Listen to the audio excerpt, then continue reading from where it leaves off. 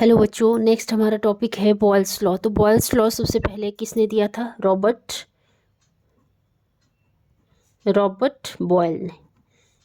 Boil ने कब दिया था? ये 1662 को। ठीक है, 1662 को दिया था। और उन्होंने बताया था कि जो गैस होती है, गैस में जो वॉल्यूम और प्रेशर के बीच में उन्होंने रिलेशन बताया था। ठीक है, और ये जो स्टडी की गई, ये रूम टेम्परेचर पे ही स्टडी की गई।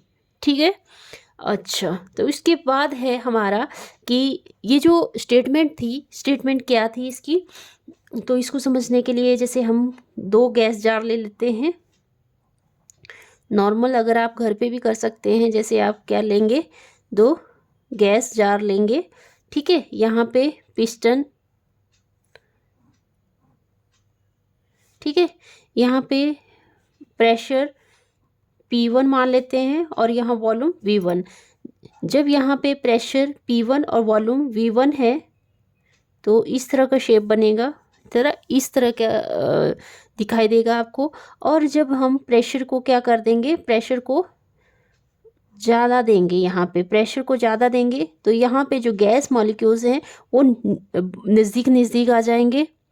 ठीक है, इसका मतलब क्या है, जब हम प्रेशर इंक्रीज़ कर रहे हैं, यहाँ पे प्रेशर इंक्रीज़ कर रहे हैं तो वॉल्यूम क्या हो रहा है, डिक्रीज़ हो रहा है। और यहाँ पे प्रेशर पहले क्या था, कम था, तो वॉल्यूम क्या था, ज़्यादा था। तो ये रिलेशन किसने दिया था? बॉयल्स लॉ ने। तो स्टेटमेंट क्या बनती है इसकी? एट कांस्टेंट टेम्परेचर, ये जो कांस्टेंट टेम्परेचर पे इन्होंने एक्सपेरिमेंट किया था। ठीक है, constant temperature, the volume of given mass of a gas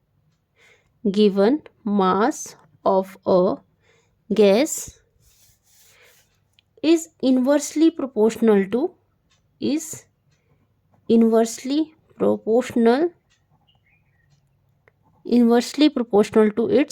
pressure। ठीक है,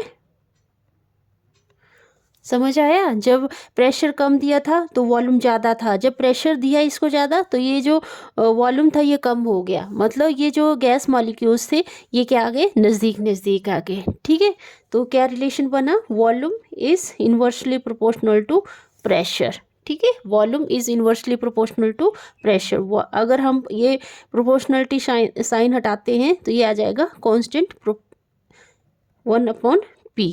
ठीक है, अब ये P इस साइड ले जाएंगे तो PV is equal to K, मतलब कांस्टेंट। तो ये रिलेशन किसने दिया था? ये दिया था बॉयल्स ने। तो क्या आया ये? Product of pressure and volume of given mass of gas is constant. ठीक है, अब ये लाइन भी लिख सकते हो, द प्रोडक्ट ऑफ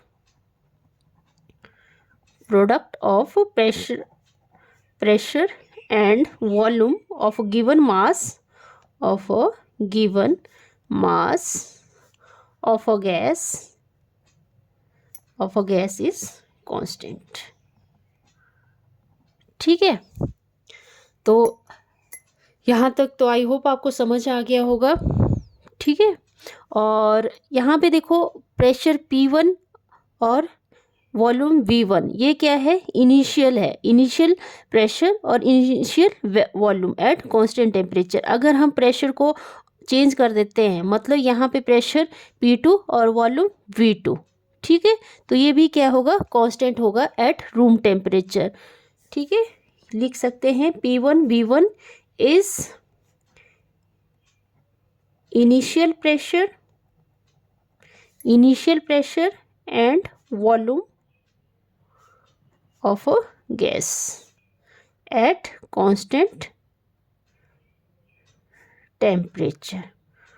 और जो P2 V2 है इस final pressure and volume of given mass at constant temperature. तो हम क्या लिख सकते हैं? P1 V1 is equal to P2 V2 is equal to constant at constant temperature. और ये जो बॉयल्स लॉ है, ये बॉयल्स लॉ की जो ये फॉर्म है, ये हमारे लिए न्यूमेरिकल प्रॉब्लम को सॉल्व करने के लिए हेल्पफुल है। ठीक है, आई होप आपको ये वीडियो अच्छा लगा होगा। अगर अच्छा लगा तो प्लीज़ वीडियो को लाइक करें, शेयर करें, सब्सक्राइब करें चैनल को। Thank you.